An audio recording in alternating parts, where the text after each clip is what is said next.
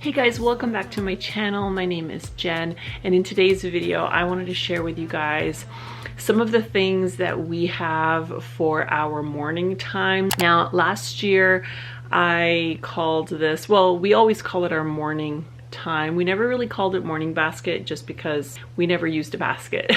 I mean, that's really why. I mean, we kind of just always called it morning time, and it just consisted of anything and everything that we did all together in the mornings. But in terms of how I kept the resources that we used during that time, I usually refer to it as our morning cart, because I had one of those little 3-tiered rolling carts, and that's where I kept most of our stuff. And we actually kept that in the homeschool room. We usually do our morning time at the kitchen table though. It was more just a matter of having that stuff consolidated to one area that I knew that I could just pull from that cart any of the things that we were going to be using on any given day. During the summertime, I actually was looking for a little more storage in my bedroom for all of my books, because I'm an avid reader and I was slowly running out of storage.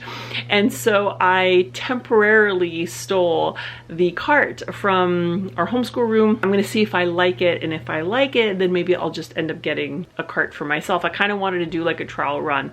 Well, I did really like it, and the cart never ended up going back in the homeschool room. When I was sort of before we officially started school for the year, and I was kind of just, you know, organizing, moving things around and stuff like that, I kind of got to thinking that I actually wanted the books and resources and stuff even more accessible than they already were. Now, it wasn't like a huge deal.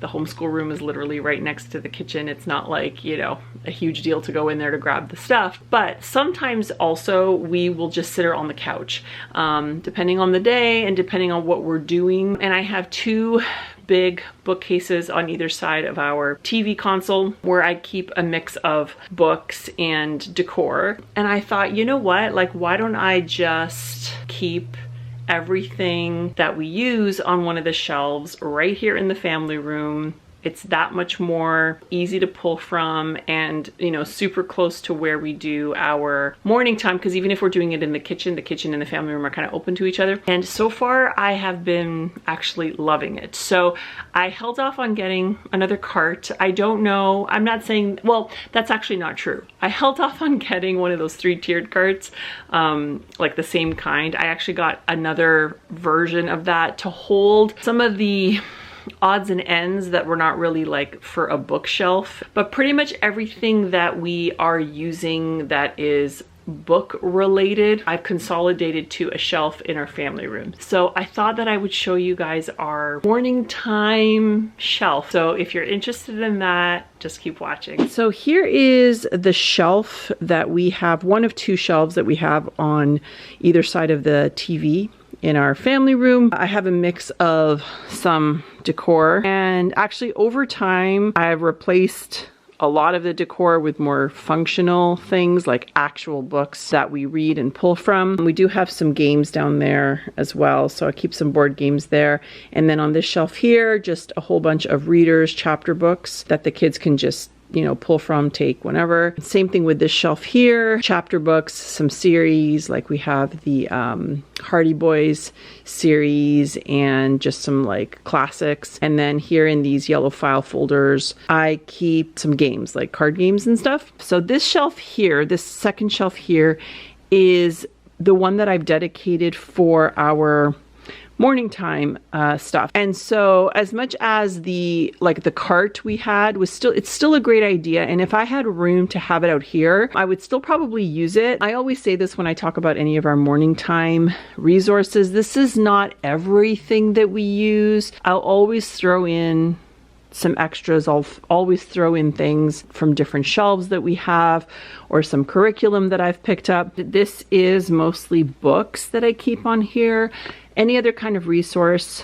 like we have some flashcards or quiz cards, things like that, I still keep those on a separate cart in the homeschool room. This is just more like day-to-day things that I'm always pulling something from here. I'm just going to go through what we have sitting on here for now. Starting over here, I have these two great composers. We started this last year, and it basically just goes through a composer, their life, the kind of music that they composed. We usually listen to a couple of pieces that they have done, and then there's also some activity sheets in there. So I have book 1 and book 2.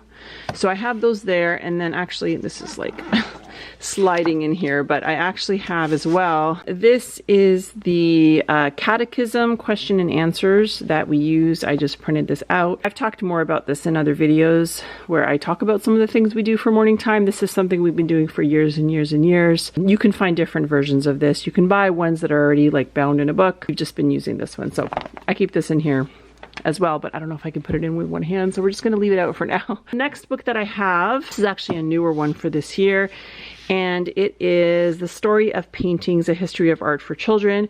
It's similar to the composer books, but it focuses on art and artists. It just tells you a little bit about the artist, the kind of art that they created, you know, during what time period, and just kind of a little bit of background of each one. So we've incorporated that this year as well, and we are enjoying that. Then we have all my volumes of the DK anthology books. I absolutely love these. I talk about these all the time, but I absolutely love these. We love incorporating these into our morning time. We've accumulated these slowly over the years. I already know there's another one.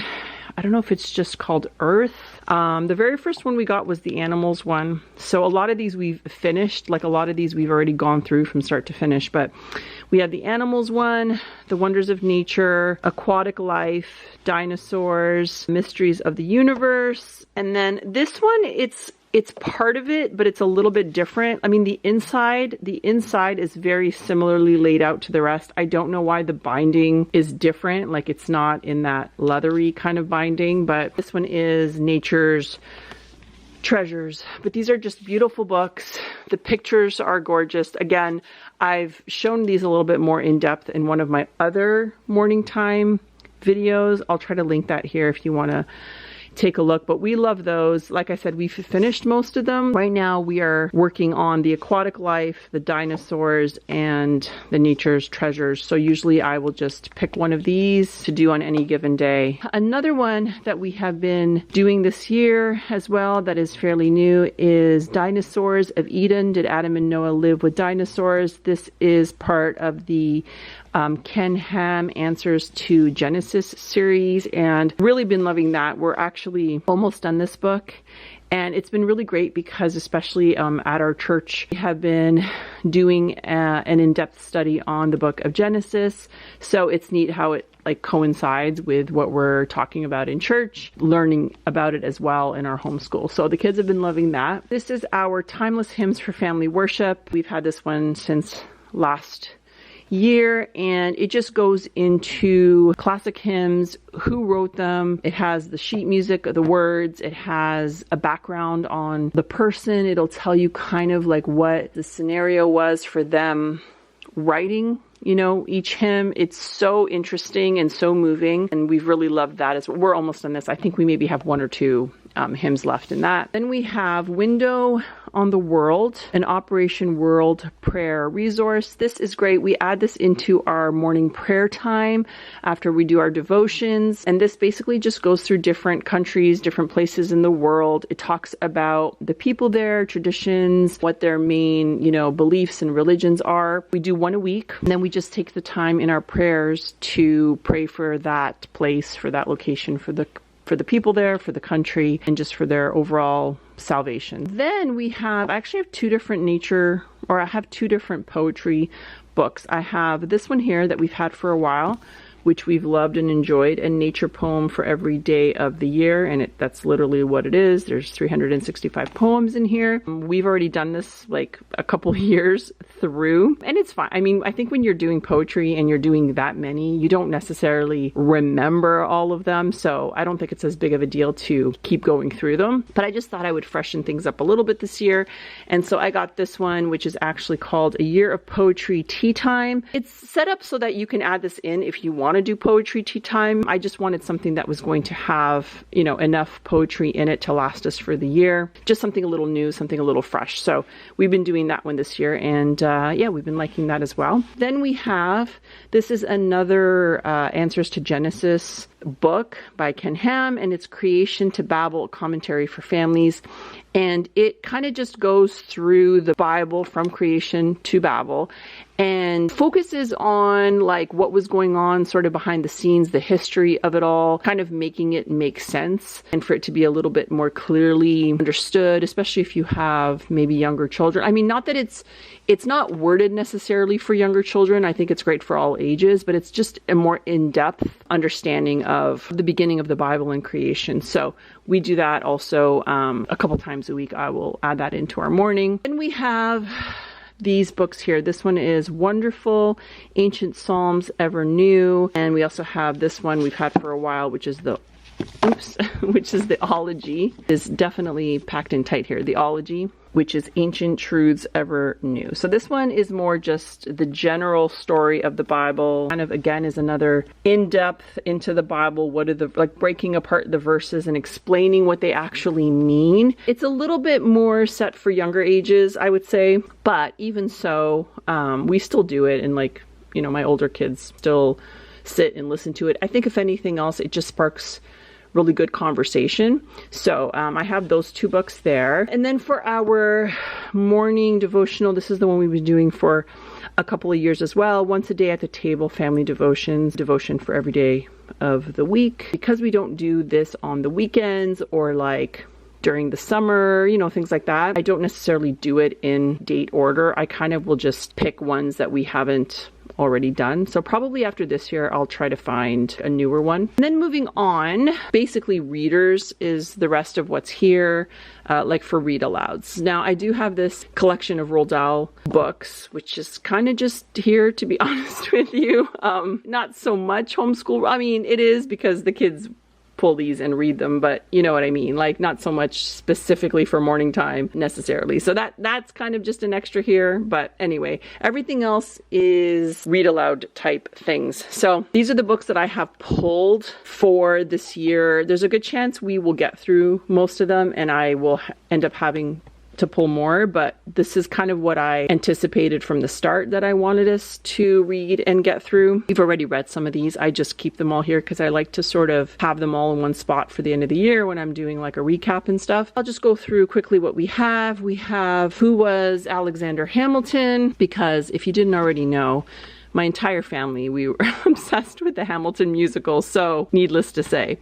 We have that. We have Caleb's Story, which is part of the Sarah Plain and Tall series. Farmer Boy from Little House on the Prairie. Well, Little House on the Prairie and then Farmer Boy. Then we have The Voyage of the Dawn Treader, which is book 5 of the Chronicles of Narnia. The Boy Who Harnessed the Wind. Beyond the Bright Sea. And then these two missionary books, Florence Young and Lottie Moon. Right now we are actually reading book 4 of the Chronicles of Narnia, which is Prince Caspian. So I usually just keep that one, whatever we're reading, I usually just kind of keep up here. And then we also have, I have a Winnie the Pooh book up here because right before we went on our winter break, I had finished reading Little House on the Prairie, and then we had about like a week before we went on break. I didn't really know if we were going to be able to finish like an actual, like a whole book before then, and I didn't want to pause on a book and then take a couple of weeks break. So I had this Winnie the Pooh book, and it's full of short stories. We were reading this before we went on Christmas break. And we also have this little book here, which is the Answer Book for Kids, Volume 2, 22 questions from kids on dinosaurs and the flood of Noah. And this is again that same series by the same author, Ken Ham. If you're looking for really good, like apologetic type books. This whole series by Ken Ham has been fantastic. I also just keep up here our Bible verse. We have these Bible verse cards that we do every week at the start of the week, and we color them in, and this will be our verse for the week. So this is what we're currently on. Rejoice in the Lord and be glad. Psalm 32:11. Usually on Fridays. We go through it every day during morning time, and then on Fridays I will get everybody to say it. And that is pretty much everything, but I've really enjoyed, I mean, it doesn't seem like a big thing, and it's really not, but this just goes to show you have to do what works for you. And again, as much as I loved the rolling cart, and I still love that idea, I just felt like we weren't taking advantage of the space that we had closest to where we were utilizing these resources. And I just like having, you know, like I said, normally I would have decor on here, but what's the point of having bookshelves and having all these books and then not using the bookshelves? I actually love the look of, you know, like full bookshelves with books, and I've just been really happy with it. So there you go. There is our morning time shelf. Well, I hope you guys enjoyed watching today's video. So far, I like it. We'll have to see if it sticks this way or not. Who knows? Maybe by next year I will have changed it all again. I do really like how everything is sort of laid out and organized this way. So let me know if you do morning time,